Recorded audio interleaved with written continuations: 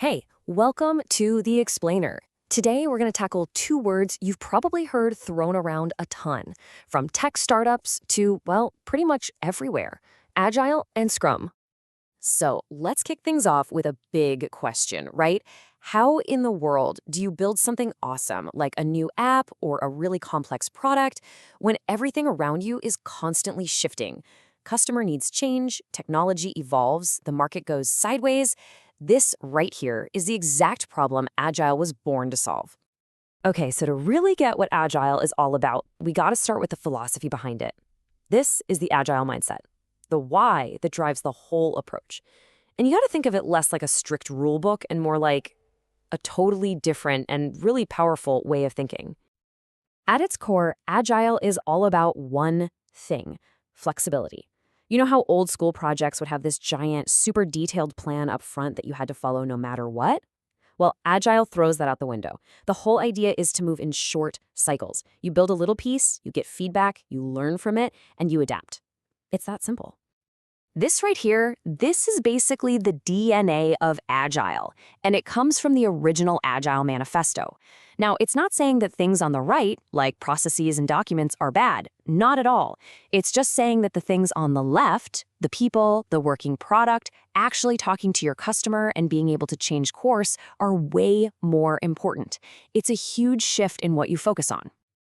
All right, so if Agile is the big idea, the philosophy, how do you actually do it? Like, what does it look like on a Tuesday morning? Well, that's where Scrum comes into the picture. It is by far the most popular way to actually put Agile into practice. I love this way of thinking about it. Think of it like a sport. Agile is the spirit of the game, teamwork, adapting to the other team, playing fair. But Scrum is the actual rule book. It tells you who's on the team, what the plays are, and how you score points. It's the how to Agile's why. So sticking with that game analogy, who's on the field? In Scrum, it's a small, tight-knit group called the Scrum team. And what's really interesting is there's no old-school boss or project manager calling all the shots. It's all about collaboration and shared ownership. Okay, so this team has three key roles, and each one has a super clear focus. First, you've got the product owner. Their whole world is the what. What are we building and what's most valuable to our customers? Then you have the Scrum Master. Think of them as the coach. They're focused on the process, and their job is to clear any roadblocks for the team. And finally, you have the development team, the experts who actually build the thing. They figure out the best way to get the job done. All right, so Scrum isn't just a free-for-all. It has a very specific rhythm, a heartbeat, really. This isn't some long, drawn-out project plan. It's a series of short, focused bursts of work. And that rhythm is set by the sprint. And that heartbeat is called the sprint. It's a container for all the work, and it's always the same length, usually somewhere between 1 and 4 weeks. This idea of time boxing is so important. It creates this predictable rhythm, and honestly, it forces everyone to focus on getting a real, usable piece of the product done by the deadline. No excuses. And every single sprint follows the same exact loop. It's a cycle of 4 key events. It all kicks off with sprint planning, where the team decides what they can get done. Then you dive into the sprint itself, which is just the period of focused work. At the end, you have the sprint review to show off what you built. And you wrap it all up with the sprint retrospective, where the team looks back and asks, how can we be even better next time?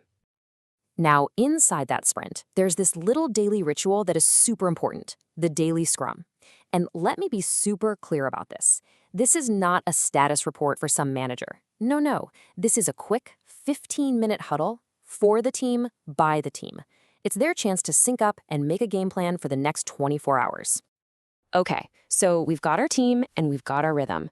But how does everyone, and I mean everyone, know what's going on? Well, Scrum has these 3 key tools, they call them artifacts, that are all about making the work totally visible and transparent. First up, you have the product backlog. Just think of this as the master wish list for the entire product. It's one giant, ordered list of every feature, fix, and idea you could possibly imagine, with the most important stuff sitting right at the top. The product owner is in charge of this list. Okay, so from that giant master wish list, the team pulls a small chunk to work on in the current sprint, and that becomes the sprint backlog. This is their focused to-do list for the next couple of weeks. It's their commitment, their game plan for what they're actually going to deliver. So what do you get at the end of the sprint? You get the increment. And this is so key. It's not just a pile of code. It's a real, working, usable piece of the product. It's the actual value you can see and touch that gets delivered, sprint after sprint after sprint. So how do we describe all this work in the backlog? Well, a super popular way is with something called a user story. This format is simple, but it's genius, really, because it forces you to think about every single piece of work from the perspective of the person who's actually going to use it. It constantly connects the what to the why. And to make sure your user stories are actually good and ready to be worked on, there's this handy little acronym, INVEST. It basically stands for independent, negotiable, valuable, estimable, small, and testable. It's a quality checklist to make sure every story is clear, manageable, and actually ready for a sprint. Last but not least, how do we all agree on what done actually means? I mean, really, truly done. That's where the definition of done comes in. Think of it as the team's shared quality contract.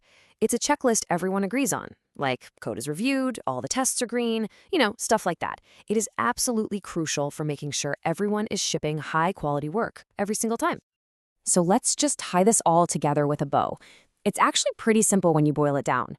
Agile is the mindset, the why. It's all about embracing change and focusing on delivering value.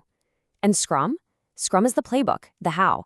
It gives you the structure, the roles, the events, the rules of the game to actually make Agile happen. So, there you have it.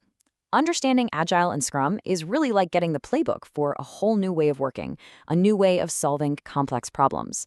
The only question left is, now that you've got the playbook, how are you going to change the game? Thanks for hanging out with me on The Explainer.